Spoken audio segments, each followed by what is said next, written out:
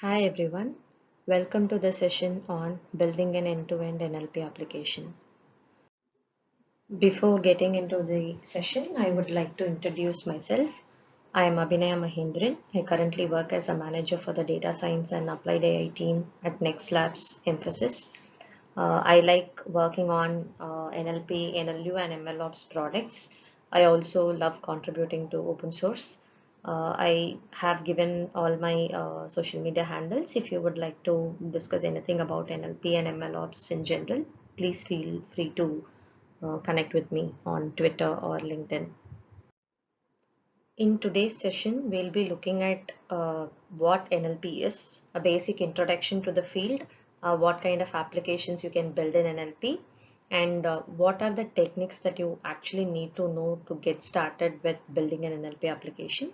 And I'll also walk you through a notebook where I'll show the different stages of a typical ML workflow and associate it with NLP problem, and I'll also share some of the resources that are available from which you can learn. Natural language processing is a field which is an intersection of three different fields: computer science, linguistics, and machine learning. The idea here is to make the computer understand and generate human language. We want the computer to behave like humans. The three broad categories in NLP are speech recognition, where you expect the computer to recognize the speech and then convert it to text. Second is natural language understanding, where you expect the computer to understand what we say. It needs to understand the intent. Natural language generation is where we expect the computer to generate responses in natural language, like how a human would do. We do use a lot of NLP applications in real time, whether we know it or not. We all have mobile phones, we all use internet. So the feature where the messaging service autocorrects your spelling, so that's built using an NLP component. You will be searching for stuff in a search engine, even that uses NLP behind the scenes. We all check for mails, so there is some filtering service that actually buckets your emails into different categories. There are other applications like summarization, where you might not be able to sit and read the entire document. Instead, you can have a summarizer summarize the content for you. So there are a lot of engines that do that for you. So you can build a variety of applications which actually are useful. Some of the interesting applications that you can build using NLP are like chatbots, where you actually ask the chatbot a question and it would respond with an answer. Most of the websites these days have chatbots in them. And you can also use a voice assistant, which in the back end uses a speech recognition service to understand your voice and it will accomplish the task. You can also build models for analyzing the sentiment of a particular service or a product through reviews. So you can build a variety of applications that are very useful in the business context, and it can actually add value to your business. For this presentation, I will be showing you how to build a sentiment analysis model. We'll see that in a while. There are a variety of tasks that are actually still very hard to solve when it comes to NLP. Say, for example, a spell checker is something that is already solved. You will have ready-made services that you can integrate in your application. But when it comes to building a system which can summarize the content in an abstractive way, it's still a challenge. Maybe even having a system that can understand sarcasm is still a challenge. So there are a lot of research that is going on in the field of NLP, where people are trying to understand how you can actually make a computer understand the nuances of language. So this slide is just to give you an idea of what kind of tasks are easy to solve, and what has made good progress over time, and what are the tasks that are still hard to solve. In order to build a good NLP application, you need to familiarize yourself with some basic techniques. So the first one is syntactic analysis, where you try to understand if a sentence adheres to formal grammar rules or not. You build a syntax tree and see what parts of speech is associated with each of the words, whether the sentence is grammatically correct, is it structured properly or not. All this will be done in syntactic analysis. In semantic analysis, you try to understand the meaning of a sentence.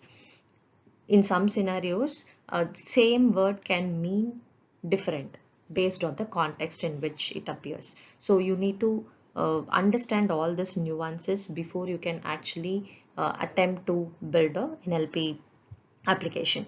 We all know that a sentence that is syntactically correct need not be always semantically correct. So these are some of the challenges or nuances that you need to understand and master so that you can build a good NLP application. Now let's look at how do we actually go about analyzing the text. In any machine learning algorithm, the algorithm would expect numerical input.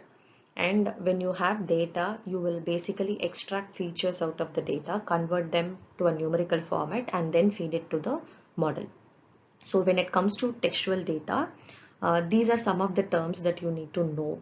The first one is corpus. Corpus is basically the collection of documents. Your entire data set will be called as corpus. Tokens are the basic unit of analysis, and tokens can be words or characters or n-grams depending on your problem. So that is something decided by you based on the problem that you are trying to solve. N-grams are basically group of n words together or n characters together. So basically n tokens together. So for example, if I have a sentence like I love to teach, a unigram will consider only one token at a time, whereas a bigram will consider two tokens at a time. So this is how you can construct your features. Always corpus is greater than a document because document is part of corpus, and each document will be a collection of paragraphs, and each paragraph will be a collection of sentences, and each sentences will be a collection of tokens. So this is how you can structure your text data so that features can be extracted and fed into the model. The first step in the feature engineering process is tokenization. In tokenization, what you do is you basically split the text into tokens. Here, tokens can be words or characters or n-grams depending on your choice. And there are a variety of ways how you can do tokenization. You can split it based on space, you can split it based on a separator, you can also use regex to split it based on some patterns. So here are some examples of whitespace tokenization and regex tokenization. So this is the first step in feature engineering where you're trying to convert your text data to features so that it can be fed into the model. The second step in feature engineering is normalization, where we try to convert the token into its base form, which is called a morpheme. A word can take different forms based on its inflection. For example, anti-socialist is a word where you have a prefix and a suffix, and the actual morpheme is the word social. We need to remove redundant information and remove these inflectional variations in text so that we can get unique tokens, and with that unique tokens you will be building a vocabulary, and that vocabulary will be used to convert the text to features, and then it can be fed into the model. The methods that are used for this purpose are stemming and lemmatization, which we will see next. Stemming is a rule-based process. In stemming, we try to remove the inflections from a token. For example, words like laughing, laughed, laughs, and laugh will result in a stem word called laugh. The only problem with stemming is that it may result in a word which is not part of the dictionary. In this example, if you see the word winning, its stem form is win, which is basically not a meaningful word. In general, stemming need not be used when you are processing your text. Instead, you can go for lemmatization, which is the next one. Lemmatization is a step-by-step process where you remove the inflections from the tokens. The resulting word will be called a lemma or root word. Here we use grammar rules, you use the vocabulary, you use the word structure and POS tag to arrive at the lemma of a word. For example, the words running, ran, and run will result in a lemma called run, which is actually part of the dictionary. It is a meaningful word, unlike what stemming produces. Here, all you have to do is specify the parts of speech tagging of a word in a sentence, and you will end up getting the root word. For example, running as a noun will be converted to running, and running as a verb will be converted to run. Here, the root forms are different because the parts of speech tags are different. So, this is one of the widely used techniques to convert the text to features. So people generally use lemmatization more than stemming. The next step in feature engineering is vectorization. In any typical ML workflow, you need to convert the data into a numerical format so that it can be fed into the algorithm. Here you need to convert the text to numbers. To do that, there are a variety of techniques. One is bag of words, where you first build a dictionary out of the given corpus and you convert your sentences to map to that dictionary. If a word is present, you add it as 1. If it is not present, you add 0 there, and then you convert the sentences into a vector. Similarly, you can use TF-IDF where you give more weightage to words that are occurring less frequently and less weightage to words that are occurring more frequently. So this way, some words that occur less frequently might provide more information than the most frequently occurring words. So this is another technique to convert text to vectors. These days you have embeddings, word embeddings. So initially we had word to vec, but these days you have a lot of sentence embedding techniques, which also takes into account the context of the word. So this is even more informative. Embeddings are even more informative than bag of words and TF-IDF. So these are some of the techniques that you can use to convert your textual data to numbers so that it can be fed into the model. In the next part, I would like to walk you through a notebook where I will show all these steps in action along with some standard guide that you can use to follow for any NLP problem. So let's look at the notebook next. In this notebook, I'll walk you through the steps involved in building an end-to-end NLP application. For the purpose of demonstration, I have chosen a text classification problem, specifically sentiment analysis on Amazon product reviews. I've used TensorFlow and Hugging Face Transformer APIs for building the model, and I've also used Gradio to build a demo at the end of the notebook. Initially, I've just set up the notebook with appropriate installations and config for using the GPU. Now let's look at a typical ML workflow. These are the stages that are involved in building a ML solution. So the first one is to gather data for the problem that you're trying to solve. Once you have enough data, you explore the data and perform some EDA, and you choose the model based on the analysis.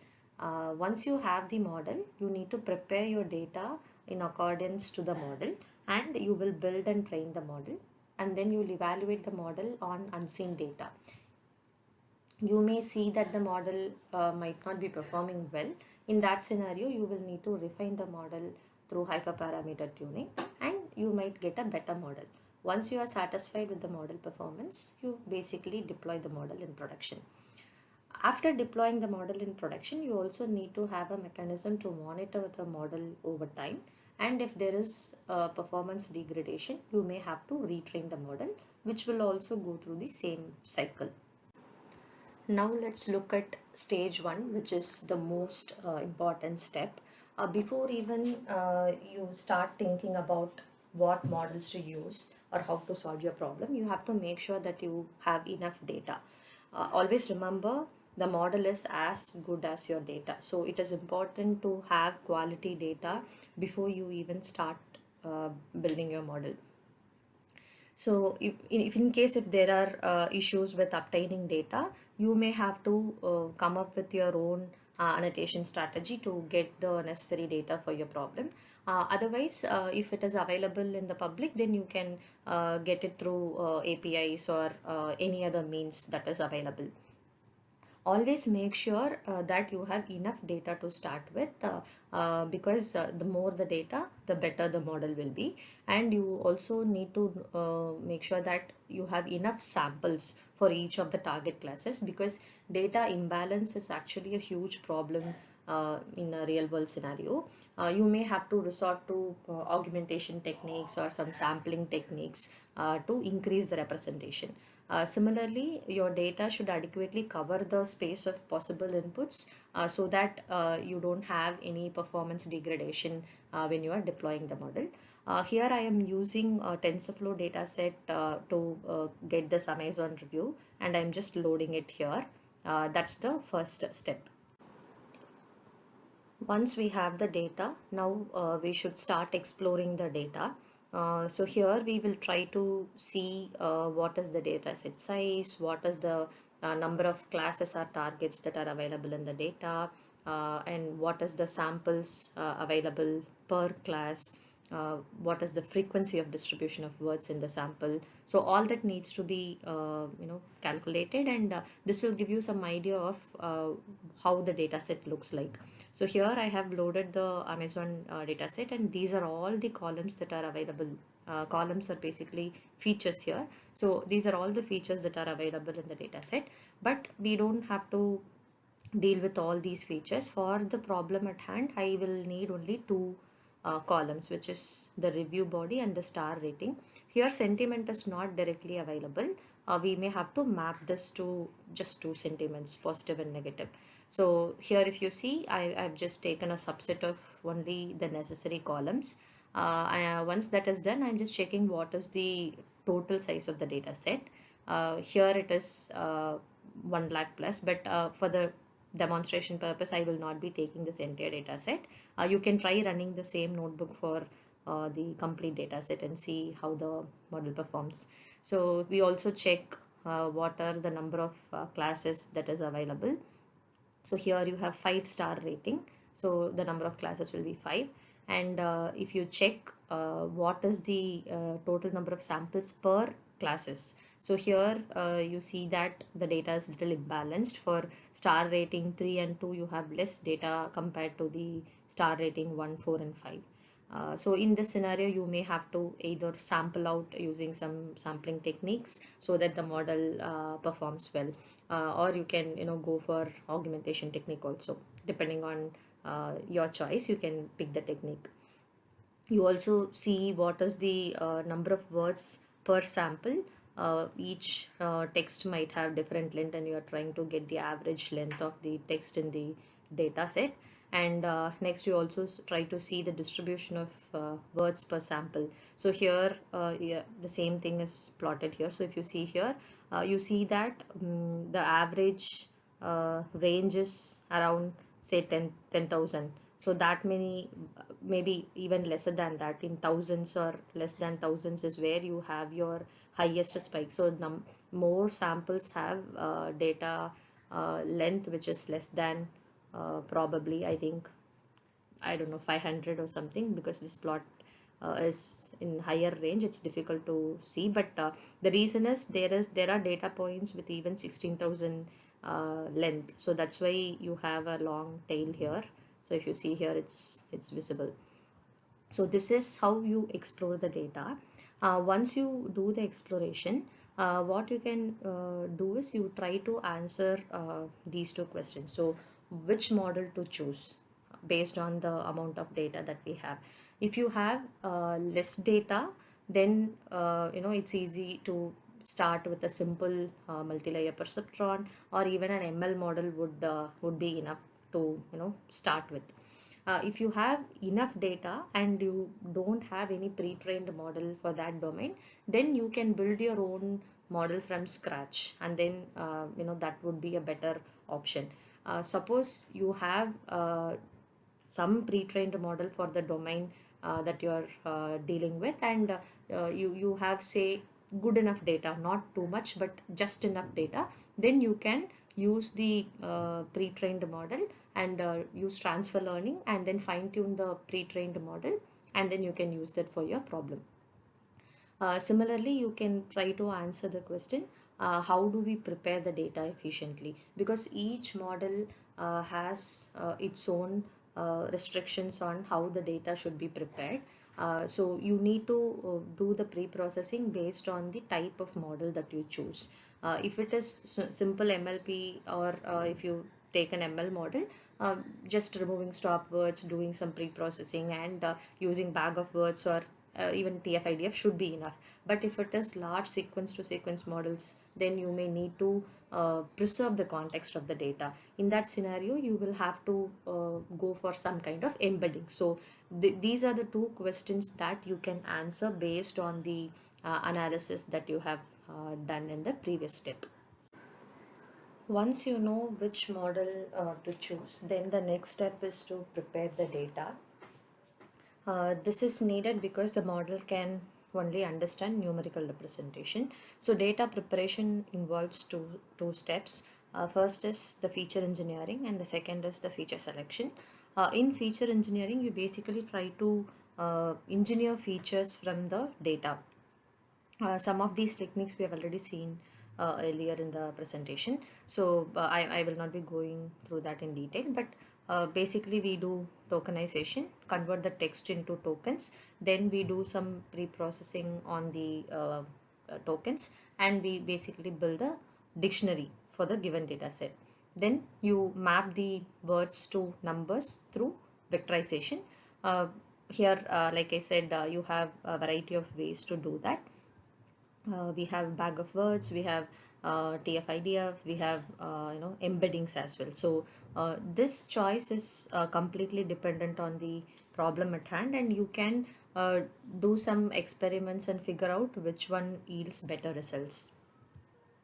Once you have converted the text to features, the next step is to select the right features. So this is called feature selection. This can be done through understanding the feature importance. There are several statistical measures that you can use, and always make sure that you have the right features both in terms of quality and quantity. This will lead to better models. And when you are doing data preparation, always make sure that you shuffle the data and then sample it. You shouldn't be feeding the model with all data belonging to the same class and then followed by a different class. It has to be shuffled so that the model keeps learning. And you need to do the preparation on the train set, save the preparation steps and apply it on the test set. So before that, you would even need to convert the data into train, test and valid split. Use the train data for actually building the model. Use your validation data set for understanding the performance of the model, and keep a separate test set for testing the final performance of the model. So here, if you see, I have taken only 30% of the total sample that is available in the Amazon reviews, and this is how the data looks. We have taken only two columns. Once that is done, I'm just checking what's the total size after sampling. It's around 31K. Then I'm converting the star rating to 2 sentiments, because I'm interested in just predicting the sentiment. So I'm mapping it like this. So if any rating above greater than or equal to 3 is taken as positive, and anything below is taken as negative. Then we need to kind of map the target labels to numbers. So here I'm just one hot encoding the target label, and whatever column is not needed, we are just dropping, because we need only the review and the sentiment. Once that is done, we pre-process the reviews. Here I've done very minimal pre-processing, but you can try out other pre-processing steps as well. So here I'm just converting to UTF-8 text, and then I'm just lowering the entire text, because since I'm going to use a pre-trained model, most of the times you don't even have to tokenize the text and all that. It will be done through a tokenizer later. So here I'm not doing any pre-processing step exclusively for splitting the data and everything. So this is the pre-processing step. So it is basically converted to small case. Then I'm just checking if the data is balanced. So here if you see, it is not. You have very high representation for positive class and less representation for negative class. For the purpose of demonstration, I'm just taking the same amount of data points in both the classes, but there are other ways to increase this negative samples. You can actually use text augmentation techniques to match it with uh, the class with the highest data samples, because more the data the better, right? So even you can do that, but for this demonstrative purpose I have taken equal number of data points from both the classes. Now I'm just checking some samples. How does the review look like? So this is the first entry. So it says does not work, waste of my money, what more can I say, requiring more words, it's ridiculous, 4 more words then, and etc. So it just ends there. So this corresponds to label 0, which is correct, which is a negative sentiment. So this is just to inspect whether the data is in proper format or not. Once we are sure that we have kind of pre-processed the text, I am just splitting the dataset into train and test, and here I'm taking 20% as my train data, and sorry, 20% as my validation data, and remaining 80% goes as my training data. So I take more data to build the model and less data to validate. So here is the exact split. So I have 11k data points for uh, training, and 2k points for, almost 3k points for validation. Now I need to tokenize my text. For that purpose, I am using Distilbert tokenizer fast, because I'm going to fine tune a pre-trained model called Distilbert, which is a lighter and faster version of BERT model. And it is already fine tuned on sentiment tree bank, Stanford sentiment tree bank data set, which is for sentiment. So I have chosen that model. So I have taken the corresponding tokenizer here, and I am tokenizing a sentence. Here I'm just checking what will be the output of this tokenizer. So I have picked this one sentence, and I'm seeing what is the output. So here it will give you input IDs and the attention mask. So I've converted that to a tensor, and I'm just checking whether the conversion is happening or not. So this is the output.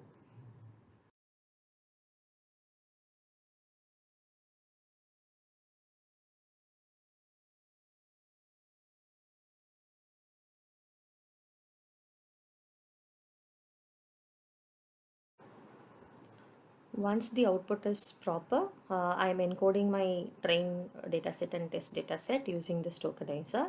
There are few parameters that you can set. This max length means that all the sequence will have a length of 256. Earlier we saw that each text length is averaging around 500 or so, 500 plus. So here I am experimenting with the 256, but you can try to increase the length and see how the model performs. For Distilbert, the max sequence length it supports is 512. So you can just play around with the values. Here I have used truncation equal to true. Say, for example, if a sentence is converted to a length greater than 256, it will be truncated. And if it is less than, if the length of the text is less than 256 tokens, then we will pad it with 0. So this is the parameters that this tokenizer takes. Once that is done, I'm just converting the entire encoding to a proper TensorFlow object, so that I can pass it to the model later. The next step is to actually build the model. I have chosen a pre-trained Distilbert model, and I'm going to fine tune the model. So this model is basically trained on Stanford Sentiment Tree Bank dataset, and it is available on Hugging Face, and I'll be using our data to fine tune this model. Before we do that, we need to think about three key parameters. One is metric. How do we measure the performance of the model? What should be the right metric that we need to use for our problem, so that we understand that the model is working well?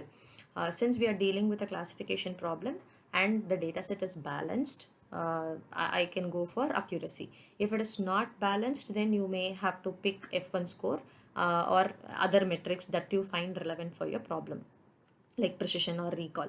The next thing that you need to think about is loss function. The loss function is basically the objective function that is learned during training. You should always try to minimize the loss. Our objective is to minimize the loss, and you need to pick the right loss function for the problem. So for classification problem, generally cross entropy loss can be used as the objective function. Next, you have to think about the optimizer. Like what optimizer function do you need to choose so that the weights will be updated. So how the weight should be updated depends on the optimizer function.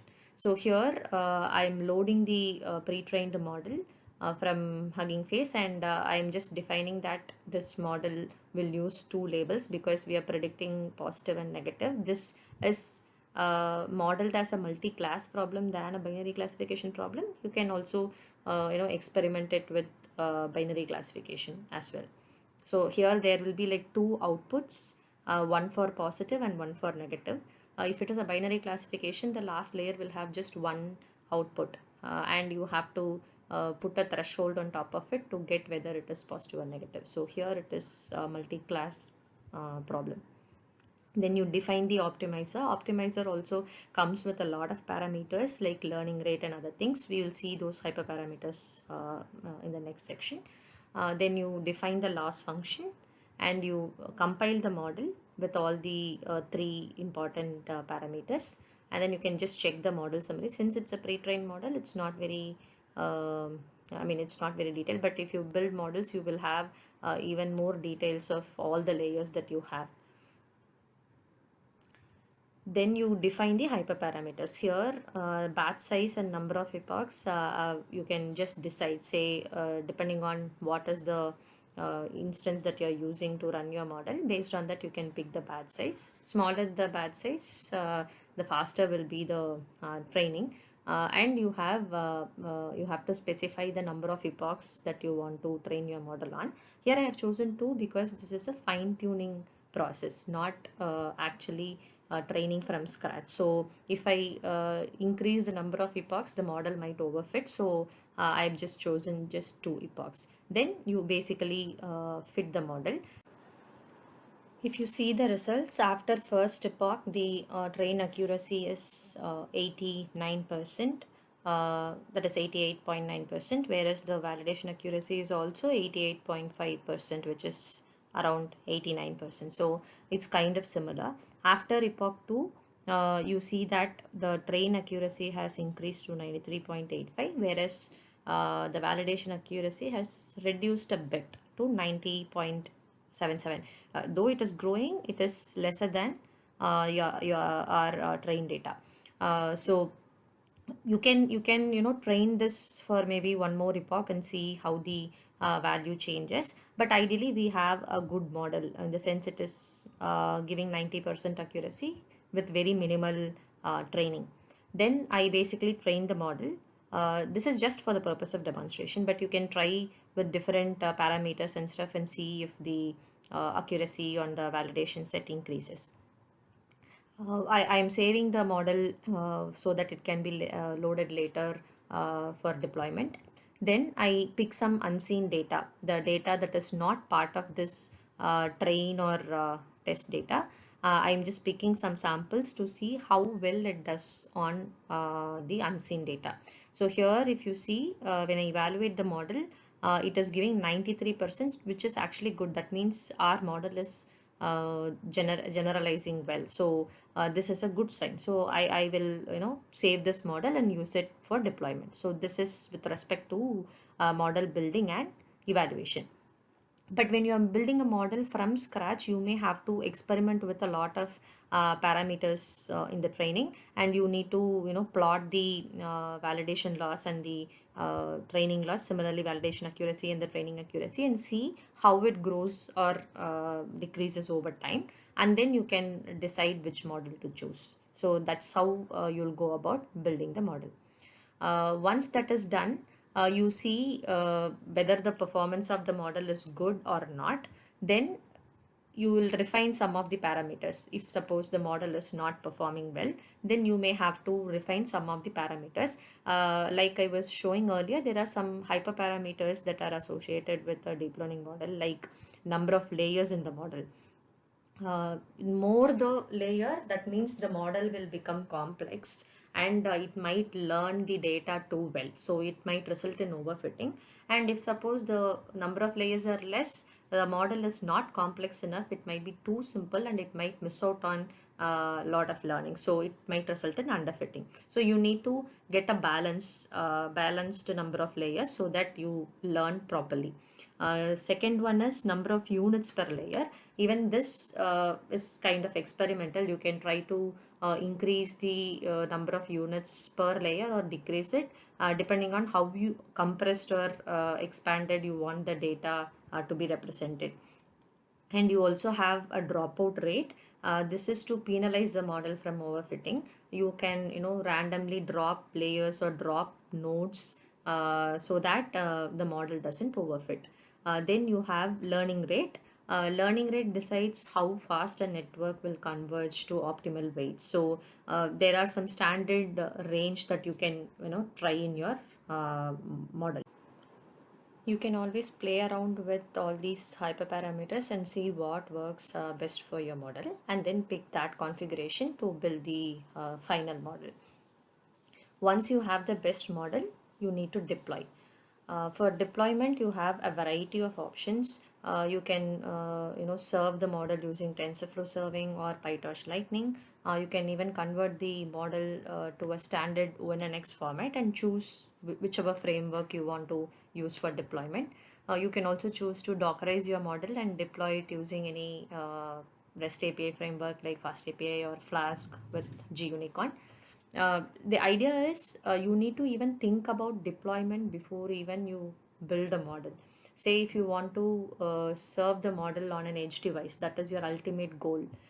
Even before building the model, you have to think about all the necessary constraints the model has to fulfill, so that it can be served on an edge device. So you can go for something like TensorFlow Lite to build a lighter model which doesn't have much infrastructure constraints. So deployment has to be kind of thought along with, when you are thinking about collecting data and actually picking the model, right? At that time only you need to think about deployment as well. So these are some of the ways you can deploy the model. Once you deploy the model, you also have to make sure that you are monitoring the model performance in production. If there is any performance degradation or any drift in the data or in the model, you need to, kind of check that regularly and collect feedback while the model is in production and use the data to retrain the model. So even after deployment, you have to make sure that you have a monitoring module to check the performance of the model in production.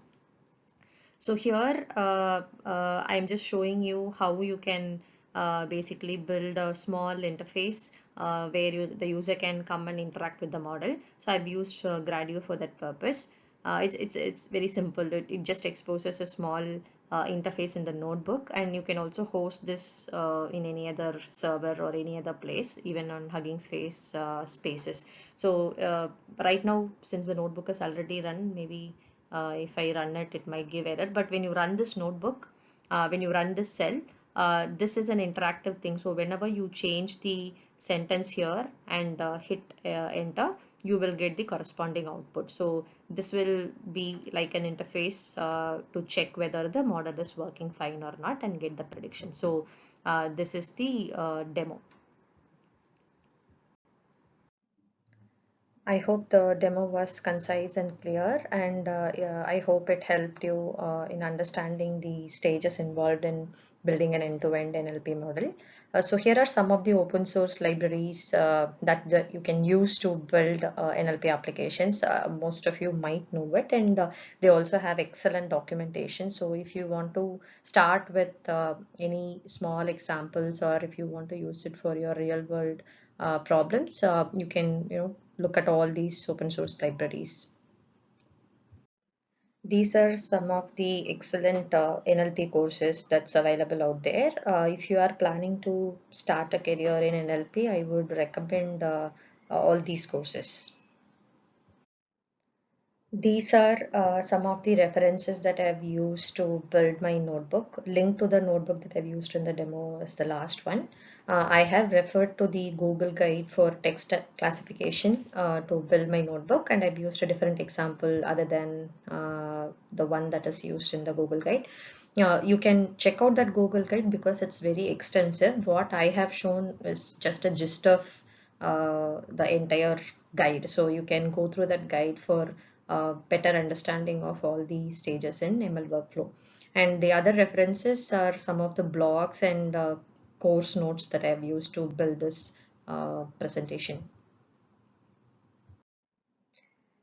This brings me to the end of my presentation. Thank you so much for attending the session. I would like to thank Usha for giving me this opportunity, and I hope all of you found this useful. Thank you.